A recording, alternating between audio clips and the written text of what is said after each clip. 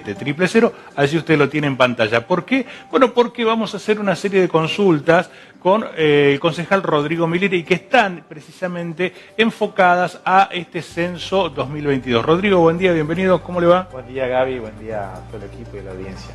Bueno, llegó el censo tan esperado.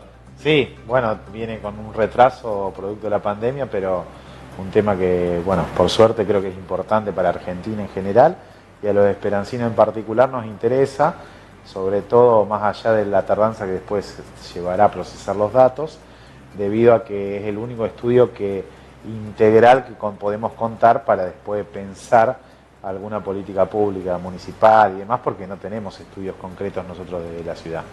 ¿Cada cuántos años se realiza? Debe realizarse cada 10, pero bueno, la pandemia originó esta particularidad de retrasarlo 2 años. ¿El último cuándo fue? Y el último fue en el 2010. En octubre. Sí, fue justamente para mi cumpleaños, 26 de octubre, ahora lo recuerdo bien. La verdad que, bueno, es una información importante y que si uno mira 12 años atrás ha quedado totalmente desactualizada. Entonces necesitamos contar con esos datos puntuales para analizar la información. ¿Y qué se necesita conocer?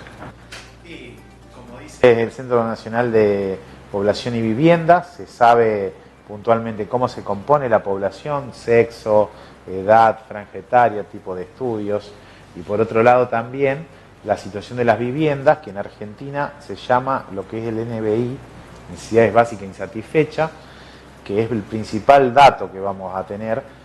¿Por qué? Porque mide lo que se llama la pobreza estructural, pobreza que es difícil de cambiar. Y ese dato solamente se obtiene cada 10 años por el censo. Y entonces, por eso hay algunas preguntas que la gente dice, ¿por qué me preguntan si tengo piso de tierra, no piso de tierra?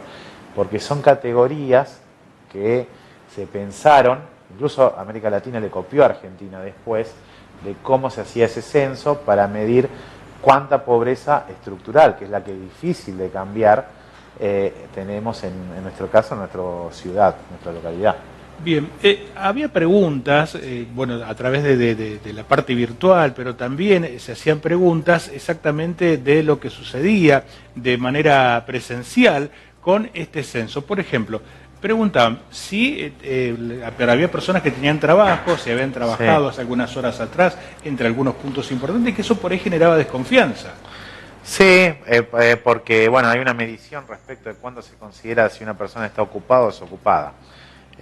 Por ahí sé que había algunas quejas respecto a la cantidad de horas que se evaluaba, pero sirve un poco para medir también cuando una persona realiza changa y cuando no, que quiere decir que no tiene un trabajo estable. Yo creo que hay todo un trabajo de atrás del censo en general. Puede haber una discusión respecto a que alguna pregunta puede estar, pero generalmente son tipo neutras las preguntas, así por lo menos a esos fines tienen que ser capacitados los censistas, no tienen que ser orientados a indagar algo nada privado de las personas, sino que es un dato que después eso se calcula en función se van sumando y se da un dato agregado, digamos, una suma de todos los datos que se relevan en todo el país y por localidad. A nivel local, el dato que se presenta, y lo puede consultar cualquier persona en la página del INDEC, es siempre por localidad. Incluso no está discriminado por radio censal, que es cómo se divide la ciudad cuando se toman los datos, sino que eso ya hay que solicitarlo al IPEC o al INDEC, que nos discriminen los datos de esos, sino que públicamente uno para acceder le van a dar, cuando se procesen los datos del censo, todos los datos de la ciudad. Bien. Había gente que nos llamaba a la radio y nos preguntaba, dice, me preguntaron si tengo cloaca, no me preguntaron si vivo en calle de asfalto o en calle de tierra. No, pero pregunta conexión a cloacas porque, como te digo, es un factor importantísimo de cómo es la pobreza, lo que se llama la pobreza estructural, la calidad del hogar. La cloaca es uno de los grandes cambios que tuvo las ciudades hace más de 100 años y entonces es importante medir eso porque con eso sabemos la cantidad de conexiones y cuánto hay que mejorar la salubridad y la política sanitaria en Esperanza. Y así como en Esperanza en cualquier lugar del país. Por eso es importante porque es mide y significa mucho saber si la persona tiene los residuos, lo evacúa vía cloaca o tiene una vitrina o tiene un baño o Pozo Ciego, digamos. Es bastante significativo la diferencia, incluso en las consecuencias de enfermedades tipo cólera o demás. Bien, había otras preguntas también que le llamó poderosamente a los vecinos que nos consultaban. Nos preguntaron sobre si podíamos subir escaleras, si teníamos motricidad, si estaba óptima, o dice si usaban lentes o no. Que esto también le llamó poderosamente la atención. Sí, ahí hubo bastantes críticas respecto a las mediciones de cómo se medía, por ejemplo, cuestiones de discapacidad. Sé que hubo reclamos puntuales de instituciones vinculadas a la lucha y la defensa de las personas con discapacidad. Y bueno, la verdad que en ese punto sí no le sabría decir, porque en cuanto al cuestionario hubo algunas críticas respecto a que se deberían haber preguntado más datos aún respecto para saber tener una mayor certeza respecto a la situación en materia de discapacidad de la población. Otra consulta, ¿hay multas si no respondimos el censo? Sí, hay sanciones. Igualmente los censistas también tienen un límite en el sentido de concurrir a las viviendas y tienen instrucciones respectivas respecto a la cantidad de veces que tienen que concurrir a una vivienda y no encuentran a nadie, sino que ya después la tienen que informar como deshabitada o que no han encontrado a nadie. Así que bueno, hay todo un procedimiento que está regulado, que se lo han informado y lo han capacitado a todos los censistas. Hay personas que tienen que dar los datos fidedignos, ¿sí? No, datos personales no lo... No, datos certeros, no mentir. No, es que sí, se presupone que nadie tiene que mentir, no solo en el censo, sino en ningún momento, pero es como una declaración jurada.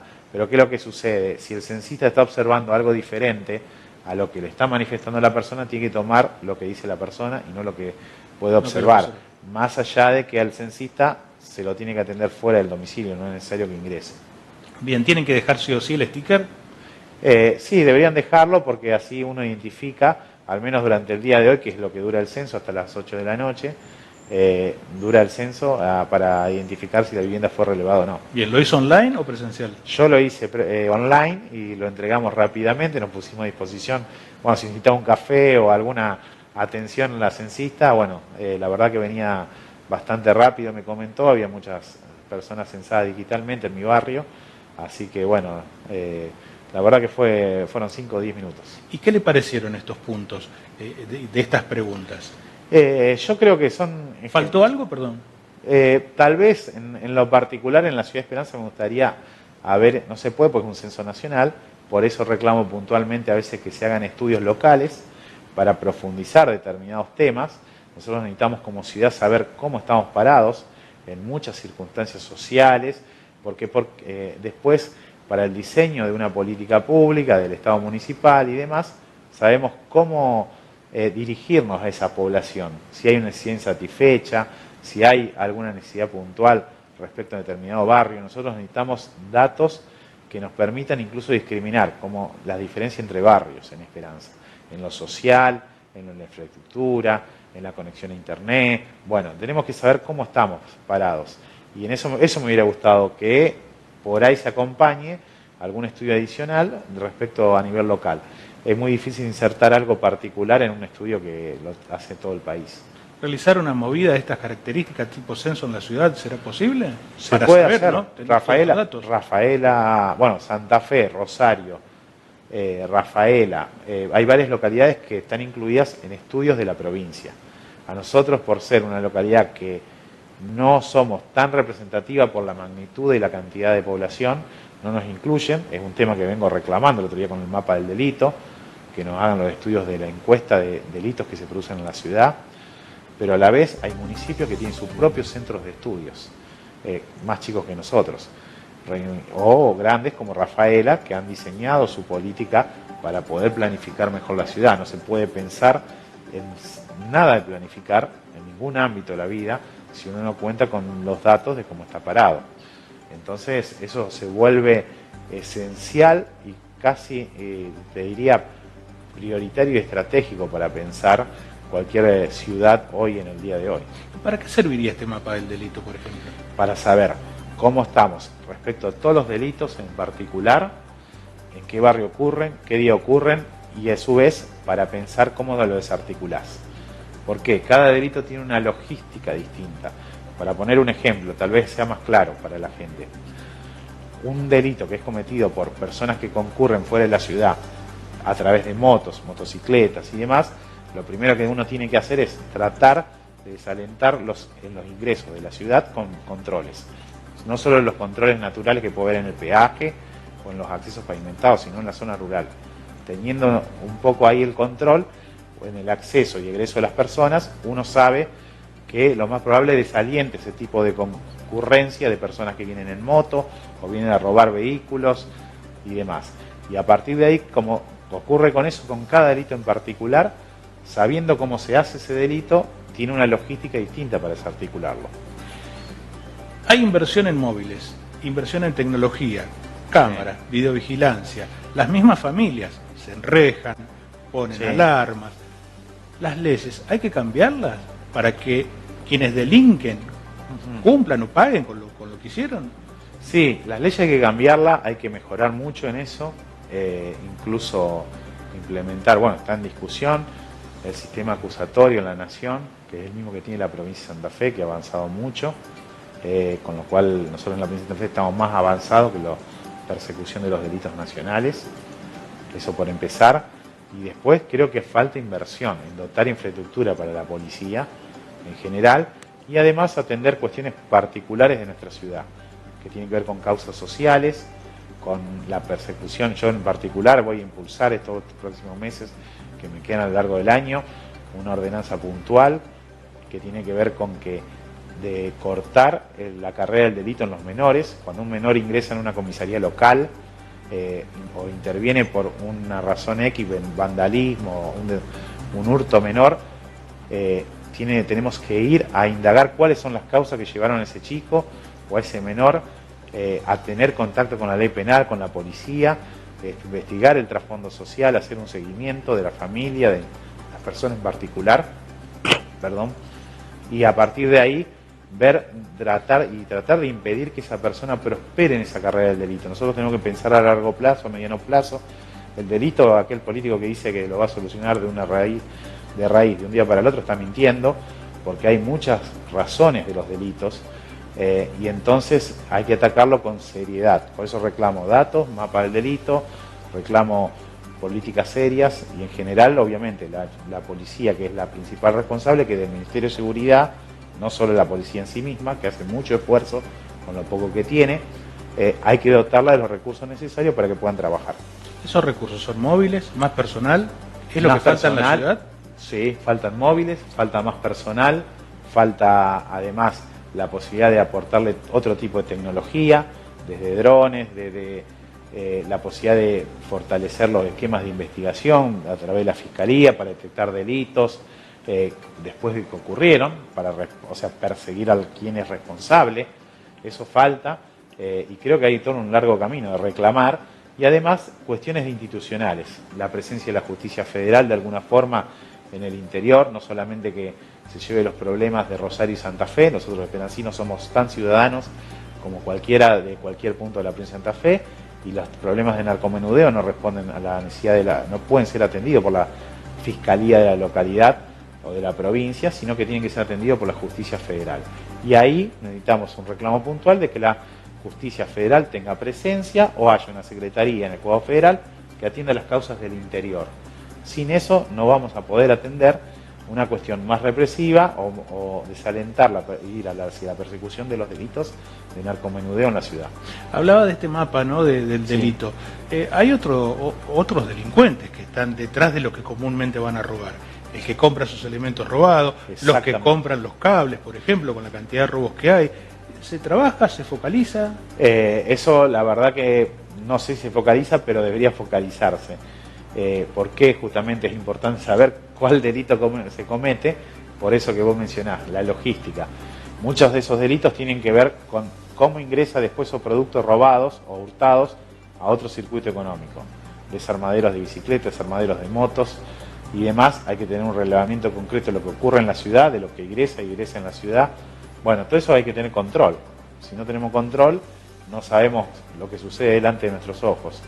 Y entonces, bueno, hay que darle las herramientas, hay que tener verificaciones, eso lo puede hacer la propia municipalidad, a ver cuáles son los desarmaderos, dónde se venden repuestos, Eso ni siquiera lo hace la policía. Después, si hay alguna cuestión irregular, se le denuncia a la policía. Pero son cosas naturales que puede hacer el propio Estado municipal. Dos últimas preguntas. ¿Se puede terminar con el tema de droga en la ciudad? Es muy difícil, porque el problema de la droga es un problema internacional, pero se puede atemperar porque si hay ausencia de política, se puede hacer mucho camino por delante. Y con esto digo, de la cuestión del juego federal, la presencia, la persecución en este tema, pero también en prevención. No tenemos. Las Colonias es uno de los 3 departamentos de la provincia de Santa Fe que si uno investiga los trabajos del Cedronar, son los únicos que no tienen centro de tratamiento de la problemática de adicciones. Eso por un lado. Y en segundo lugar, no tenemos una encuesta local de cómo tenemos la situación de adicciones. Nosotros tenemos que tener una encuesta obligatoria, anual o bianual, para saber cómo estamos parados, los chicos que consumen, cuál es la puerta de ingreso a las drogas más duras. Bueno, tiene que haber una política de desaliento de eso y además saber cómo dirigimos desde el municipio este tema de la prevención. ¿Hace falta otro fiscal? Sí, totalmente. Lo hemos pedido, lo presentamos un proyecto y lo avalaron los 7 concejales, a los cuales le agradezco el acompañamiento en su momento. ¿Por qué? Porque las Colonias, en relación a la cantidad de delitos que investiga un fiscal, nuestro fiscal tiene mayor cantidad de investigaciones que la que tienen otros departamentos, con menor población o con más población y tienen más fiscales. Entonces, las Colonias necesitan otro fiscal para atender adecuadamente todos los delitos que ocurren en nuestro departamento. Rodrigo, muy amable, muchas gracias por su tiempo y bueno, enormemente agradecido por recibir la invitación y asistir. Gracias Gaby, gracias a todos ustedes. Muchas gracias. Vamos a continuar con más información después de esta pausa. Estamos en vivo en este día feriado nacional, ya volvemos.